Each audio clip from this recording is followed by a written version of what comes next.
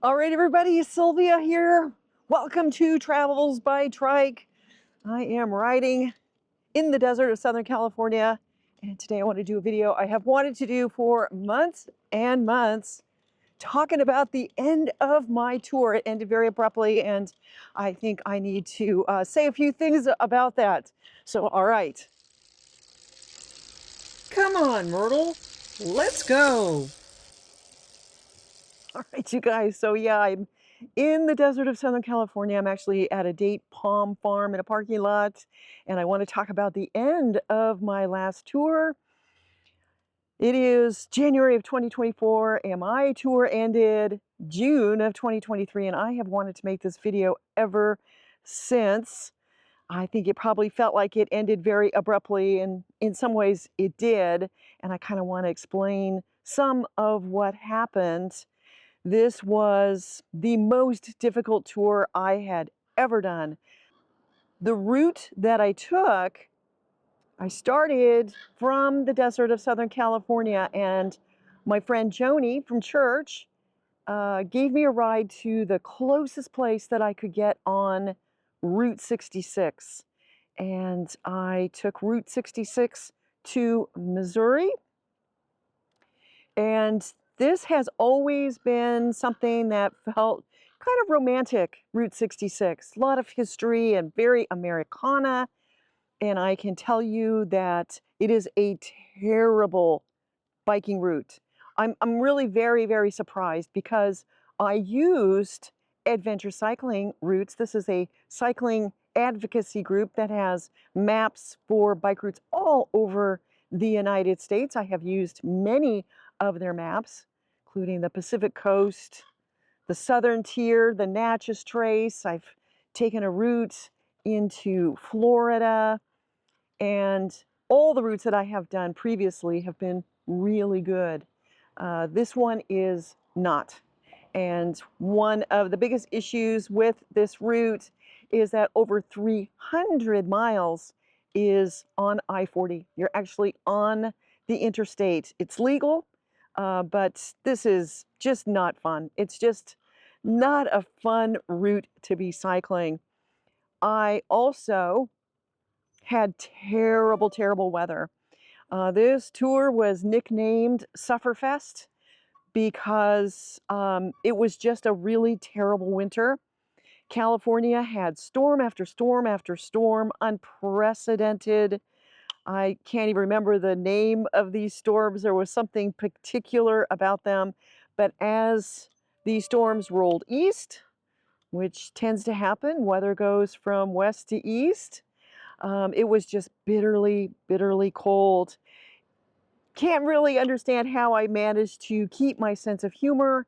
I really think the big difference for me on this tour was that I had so much support, so many people following, and you guys were very enthusiastic, very supportive, and you really helped to keep my sense of humor because I think if I had been on my own, I think I would have ended this tour much, much sooner. So I got to Missouri and I met wonderful, wonderful people all along the way who opened their homes, hosted me. Sometimes people were not happy with the road that I was on. For instance, in New Mexico and in Oklahoma, I had trikers come pick me up in their truck and take me to their home and hosted me. You know, these are people that have never ever done this before, and everybody was just incredibly gracious and just the nicest, nicest people. I got to Missouri, and Chris Bailey escorted me from Springfield to the Katy Trail. And at the Katy Trail, I met Andy O'Neill, and he put together a whole website for me for this tour. At first, it started with the contact form so that I could know where people live and get a hold of people as I was traveling. And then he expanded it to include a page that had the miles and the feet that I was climbing. It was so cleverly done. He did another page, a map with all of my YouTube videos on the map so you could see where everything was taking place. He also put together a donation page, and I can't even tell you how generous the recumbent and triking community is. The most common donation was $100. And because of this just terrible, terrible weather, I ended up staying in motels a lot more than I had planned. I really was planning on camping the whole way. I have great camping gear, but personally, I just can't camp if it's colder than 45 degrees. I just won't sleep, and my gear really isn't up for doing anything colder than that. And so to have so many people donate and make it affordable for me to stay in hotels and then other people opening their homes was really, really incredible. From the Katy Trail, I took Google Maps and went through Illinois and Indiana. Those roads were fantastic. It was mostly Amish country. And then I was into Ohio, which is very famous for its cycling trails. And there's a very active triking group, the Impromptu Trike Riders of Ohio. And I did rides with them, and people opened their homes. I stayed with Ron and Sindra, who were incredibly generous to me throughout my entire tour. They were in touch with me. They made sure I had good maps and gave me a lot of suggestions, and then hosted me in Dayton, Ohio. And then I rode with people in Xenia and also stayed with Amy in Columbus. And Amy and I rode together to a friend of hers in Mansfield. And then I found I think it's called the Ohio to Erie. And I took that to Pennsylvania. And from Pennsylvania, I got on the Gap Trail. And again, I met wonderful, wonderful people, and it was a great trail, a bucket list trail. And I stayed with Dawn and Cherie in Cumberland, and they hosted me for a few days. And we rode together on the Gap and the C&O towpath, which I took to the Washington and Old Dominion Trail, where I met more trikers and had a wonderful time in Washington, D.C. It's a really terrific cycling city, and I met a lot of trikers there. They took me on a wonderful, wonderful tour. Um, I had a crazy experience with a warm showers host who works at a recumbent bike shop, and he's like, "Yes, of course you can stay at my house." And I got there and he said, "Well, I checked with the guys at the shop and they vouch for you. So here's the keys. I'm going camping. Make yourself at home." His house is absolutely gorgeous. It was so needed and such a huge surprise and a wonderful feeling to have somebody trust me with their home. And then from there, I made my way to the Atlantic bike group, Highway 1. And on my way, I met Walt on the Mount Vernon Trail.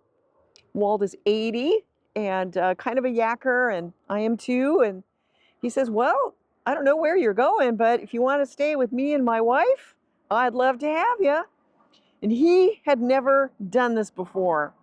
He didn't have a cell phone, and so I just followed him to his house, and he had like, like a stray puppy, and he's like, "Hey, Janet, look who I took home, and she's going to be spending the night."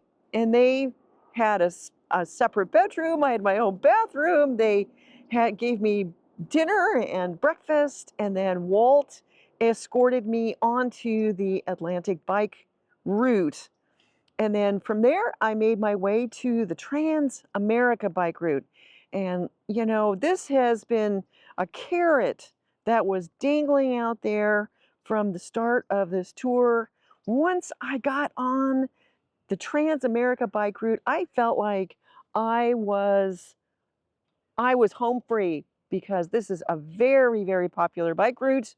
It's one of the oldest bike routes in the United States, and it is bona fide.